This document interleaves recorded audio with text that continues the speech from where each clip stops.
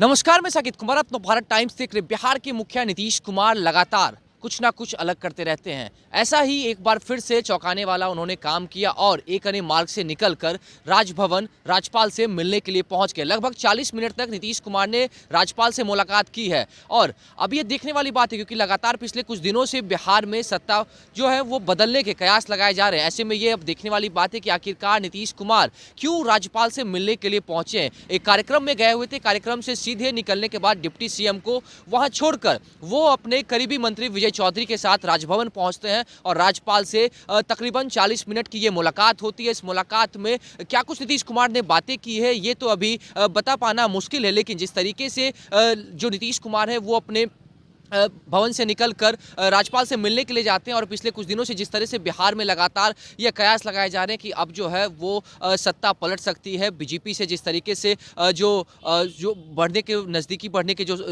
आसार नज़र आ रहे हैं, ऐसे में ये सोचने वाली बात है कि क्या 2024 लोकसभा चुनाव से पहले एक बार फिर से मुख्यमंत्री नीतीश कुमार क्या एनडीए गठबंधन का हिस्सा हो सकते हैं, क्योंकि पिछले दिनों ही अमित शाह ने उन्होंने कहा था कि जो पुराने गठबंधन के साथी थे वो दोबारा साथ आ सकते हैं। अब ऐसे में ये लगातार ये सोचने वाली बात है कि क्या नीतीश कुमार के मन में क्या चल रहा है, क्योंकि जो तस्वीरें साफ निकलकर सामने आ रही है। इस वक्त देखिए हम राजभवन के पास मौजूद है जहां पर नीतीश कुमार ने राज्यपाल से जाकर राजेंद्र नाथ विश्वनाथ अर्लेकर से मुलाकात की है और ऐसे में क्या कुछ चीज़ें निकलकर सामने आती है, क्योंकि ये लंबी मुलाकात नीतीश कुमार की है। 40 मिनट तक राजभवन में राज्यपाल से उन्होंने मुलाकात की है। क्या कुछ बातें हुई है, क्योंकि बंद कमरे में जो बातें हुई है वो अब मीडिया के सामने जैसे आएगी तब आप लोगों को बताया जाएगा। लेकिन जो कयास लगाए जा रहे हैं क्या वो लगता है कि कयास सच हो सकते हैं, क्योंकि एनडीए गठबंधन से जो नज़दीकी नीतीश कुमार की बढ़ते हुए दिख रही है। जिस तरीके से एनडीए गठबंधन के जो नेता है या फिर गृह मंत्री अमित शाह की बात करें, जो उन्होंने इशारे में बात किया था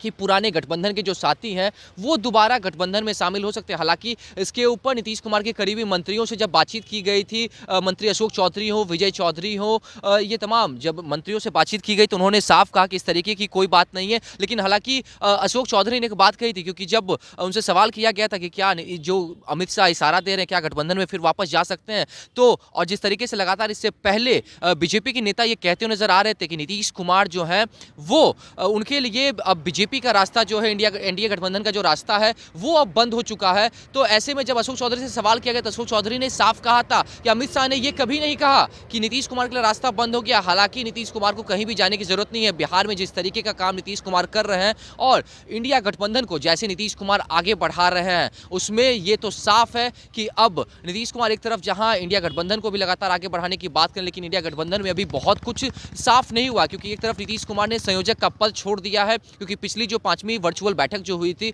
उस बैठक में नीतीश कुमार ने साफ कहा कि संयोजक बनने की कोई आवश्यकता नहीं है, कोई ज़रूरत ऐसी नहीं है, ना उन्होंने किसी पद के लिए दावेदारी की है। लेकिन अब जिस तरीके से पार्टी में लगातार नीतीश कुमार को प्रधानमंत्री के उम्मीदवार के तौर पर दिखाया जा रहा था, फिर संयोजक की बात की जा रही थी, लेकिन इन तमाम चीज़ों से नीतीश कुमार जो है वो पीछे हटते हुए नजर आ रहे हैं। और एक तरफ जहां सीट शेयरिंग को लेकर लगातार जो बैठक हो रही थी, 4 बैठकें हुई, 5वीं वर्चुअल बैठक हुई, लेकिन उसमें भी अभी तक सीट शेयरिंग को लेकर फैसला नहीं लिया गया है। तो इसमें अब क्या नीतीश कुमार इंडिया गठबंधन से नाराज हो चुके हैं, क्या एनडीए गठबंधन में शामिल हो सकते हैं?